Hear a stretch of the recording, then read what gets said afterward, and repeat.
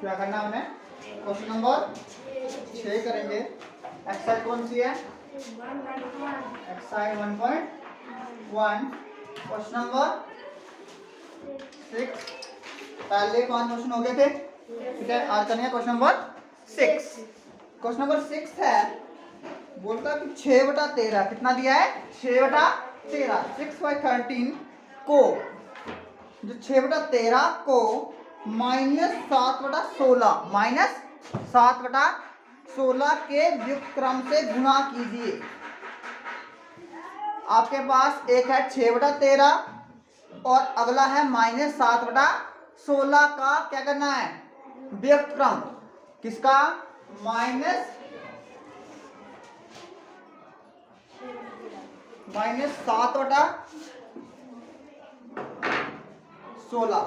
-7/16 का क्या व्युत्क्रम क्या होता है, -16/7। तो व्युत्क्रम में क्या करते हैं, हम उल्टा कर देते हैं, ठीक है। तो इसका हो जाएगा -7/16 का व्युत्क्रम, कौन बोल रहा,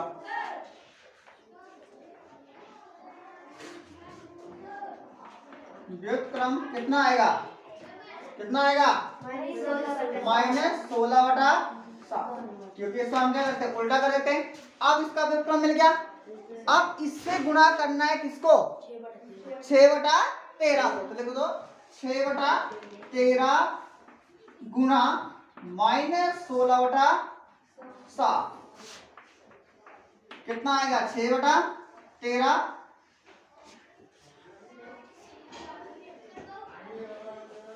गुणा होगा किससे, अंश और अंश गुणा होते हैं। 6 गुणा -16, 13 गुणा 7, 16 छिके -96, 13 सते हो गया बस, ठीक है। क्वेश्चन में क्या बोला था, देखो कि हमें बोला था कि जो 6/13 है, 6/13 को -7/16 का क्या व्युत्क्रम से क्या करना है, गुणा। तो पहले हमें इसका क्या पता होना चाहिए, व्युत्क्रम पता होना चाहिए, फिर जो आएगा उससे इसको क्या करना है, गुणा। तो -7/16 का व्युत्क्रम कितना होता है, -16/7 होता है। तो हमने 6/13 को -16/7 से क्या कर दिया, गुणा कर दिया, तो हमें मिला। अब जब गुणा करते हैं हम भिन्न में, जब भिन्न हम आपस में गुणा करते हैं तो क्या करते हैं, अंश को अंश से गुणा और हर को हर से गुणा। तो यहाँ पे हमारे पास था 6 गुणा 16 -16 और 16 के 96, तो -96 96 आ गया, 13 सते 91, तो ये आ गया 91 आ गया, ठीक है, ये हो गया। अब है क्वेश्चन नंबर, पहले क्वेश्चन नंबर 8 कर लेते हैं। क्वेश्चन नंबर 8,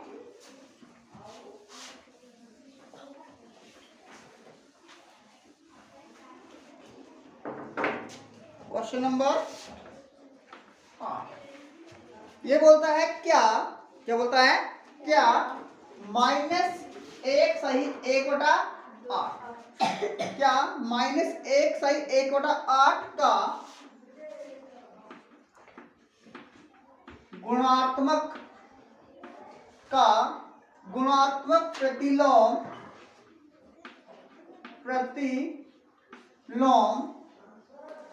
8/9 है। पहली चीज ये बोला है, ये बोल रहा है कि -1 सही 1/8 का गुणात्मक प्रतिलोम 8/9 है।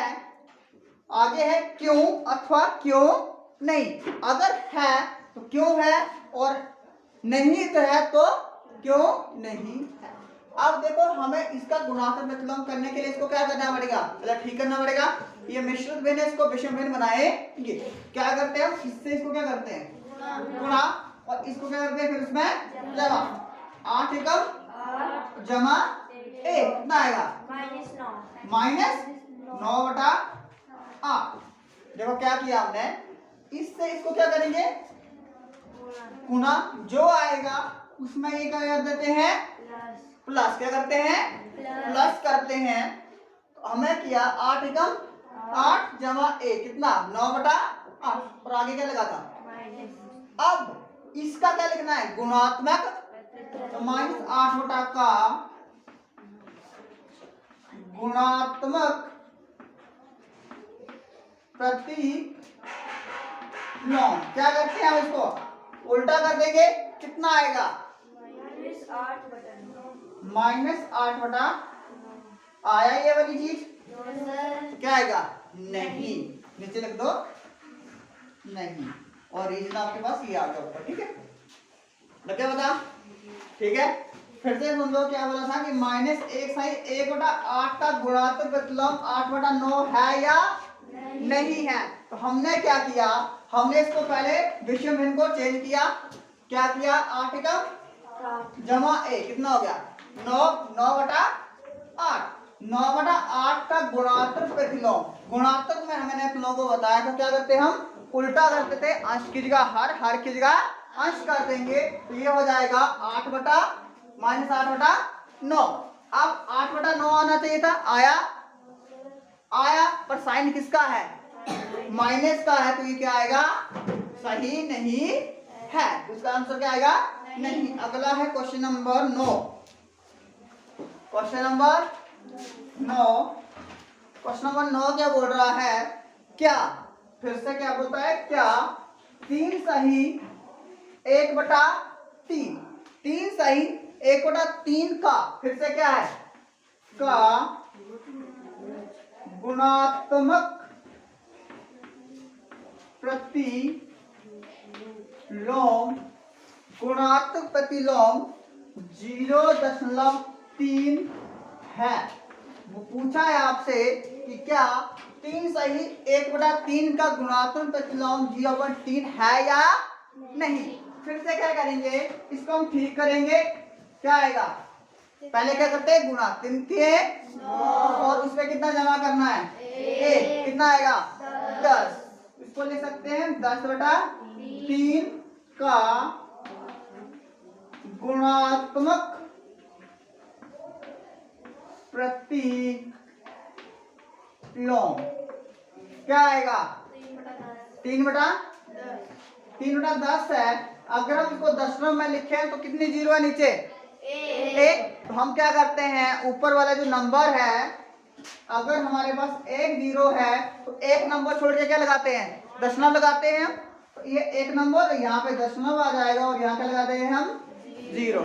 नीचे 1 0 है तो एक नंबर छोड़ के दशमलव लगाना है, अगर 2 है तो हम 2 नंबर लगा के 2 नंबर छोड़ के दशमलव लगाते हैं। अब देखो आ गया ये वाला है या नहीं, जाएगा हाँ।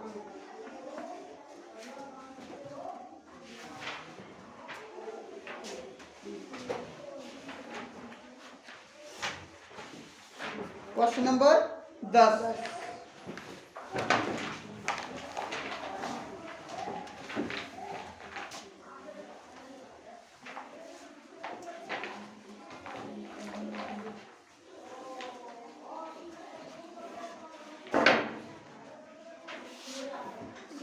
Question number 10। क्वेश्चन 10 बोलता है लिखिए ऐसी परिमेय संख्या जिसका कोई व्युत्क्रम नहीं है। हमने एक ऐसी परिमेय संख्या बतानी है जिसका कोई भी व्युत्क्रम नहीं होता है। कौन सी ऐसी संख्या है जिसका हम उल्टा कर दें कोई भी व्युत्क्रम संख्या हमें प्राप्त नहीं होती है। सूरज शून्य, समीक्षा आदर्श क्यों, क्योंकि शून्य का व्युत्क्रम शून्य आता है, शून्य का व्युत्क्रम होगा ही नहीं। क्यों नहीं होगा सर आएगा एक, लेकिन एक के बाद में जीरो नहीं होगा। देखो हमें पूछा है कर दो ऐसी परिमेय संख्या जिसका कोई भी व्युत्क्रम नहीं है, मतलब हमने ऐसी संख्या लिखना है कि उसका कोई व्युत्क्रम ना लिख सके। अब 0 है, इसके नीचे कितना होता है 0, क्या है परिमेय संख्या है कि नहीं। बोलता है कि हमने एक ऐसी परिमेय संख्या बतानी है जिसका व्युत्क्रम नहीं हो सकता, पर होनी क्या चाहिए परिमेय संख्या। अब 0/1 क्या है परिमेय संख्या है, जब हम इसका व्युत्क्रम लिखते हैं तो क्या आता है? अब बताओ 1/0 है वो परिमेय संख्या है या नहीं? नहीं। तो इसलिए क्या होगा, 0 का कोई भी व्युत्क्रम नहीं होता है। एक ऐसी परिमेय संख्या जिसका क्या हो, व्युत्क्रम नहीं है, तो क्या है, 0 एक ऐसी परिमेय संख्या है जिसका कोई भी व्युत्क्रम नहीं होता है। क्यों? 0/1 तो परिमेय संख्या है, मगर जब इसका व्युत्क्रम लिखेंगे तो इसको लिखते हैं 1/0। तो हमने परिमेय संख्या पढ़ी थी वह संख्याएं जिन्हें हम p/q के रूप में लिख सकते हैं, मगर q क्या हो, 0 नहीं होना चाहिए। तो यहाँ पे q क्या आ रहा है, 0 आ रहा है, तो क्या होगा, ये परिमेय संख्या नहीं होगी जिसका व्युत्क्रम है। तो पहले का क्या आ जाएगा, 0। सेकंड, परिमेय संख्या जो अपने व्युत्क्रम के समान है। एक ऐसी परिमेय संख्या बतानी है, अगर हम उसका क्या करें, व्युत्क्रम करें, मतलब उसका उल्टा करें, फिर से क्या आए, वही संख्या आए, तो उस संख्या का नाम बताना है। मान लो जैसे हम 1/2 है, इसका उल्टा करें तो हमें 2/1 मिल रहा है। तो हमने एक ऐसी संख्या रखनी है, अगर हम 1/2 है तो अगला भी क्या आ जाए, उल्टा करके भी क्या आ जाए, 1/2। तो ऐसी कौन सी संख्या है जिसका उल्टा करने कर भी 1 आता है, बोल, 1/1। मतलब जो 1/1 है एक ऐसी परिमेय संख्या है जिसका उल्टा करने पर, व्युत्क्रम करने पर भी कितना आता है, 1 आता है। तो हमें 1/1 लिखने की जरूरत नहीं है, सिर्फ क्या बोलेंगे, 1। तीसरा है अब थर्ड, परिमेय संख्या जो अपने ऋणात्मक के समान, परिमेय संख्या जो अपने ऋणात्मक के समान है। ऐसी परिमेय संख्या बतानी है जो अपने ऋणात्मक के समान होती है। 1 क्या आएगा, 1। क्यों, 1 और -1 बराबर। कैसे होगा 1 और -1 बराबर?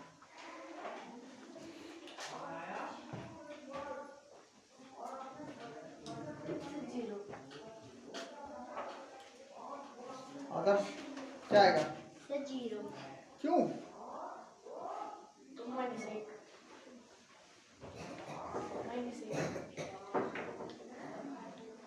तो अब देखो जो 0 है, क्या है, 0 क्या है, 0 है, इसके साथ प्लस लगाओ या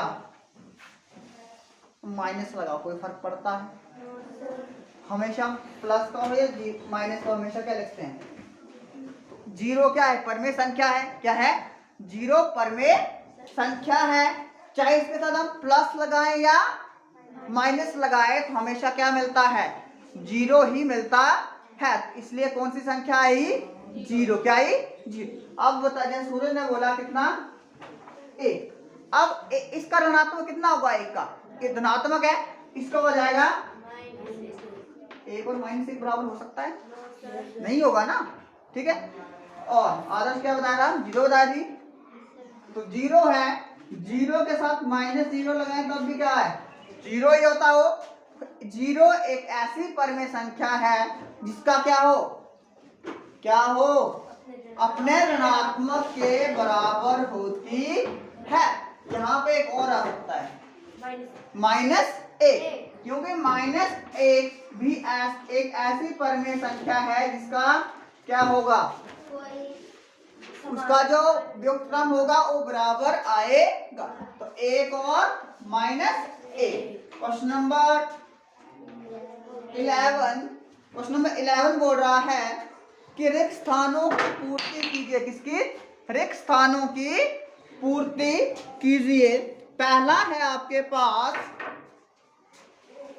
रिक्त स्थान में 0 का व्युत्क्रम, 0 का व्युत्क्रम, 0 है और उसका क्या करना है, व्युत्क्रम बताना है। कितना आएगा,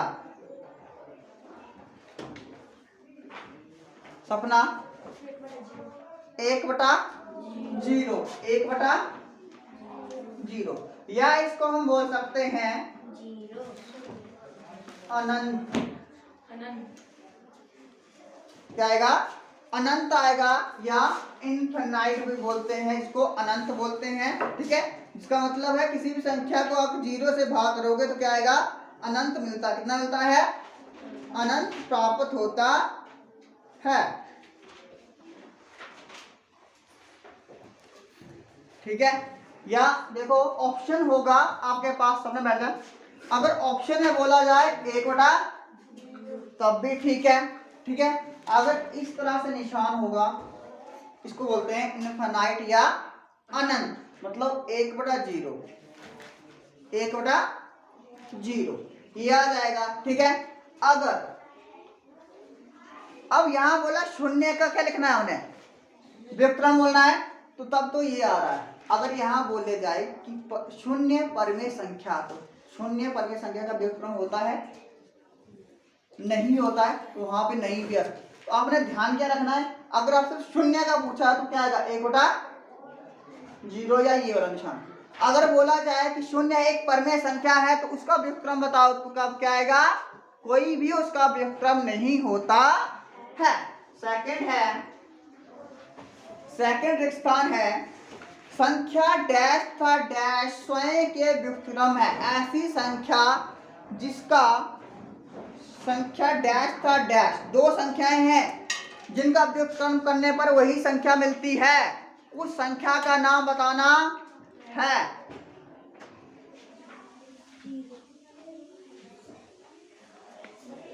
एक और है, एक और है।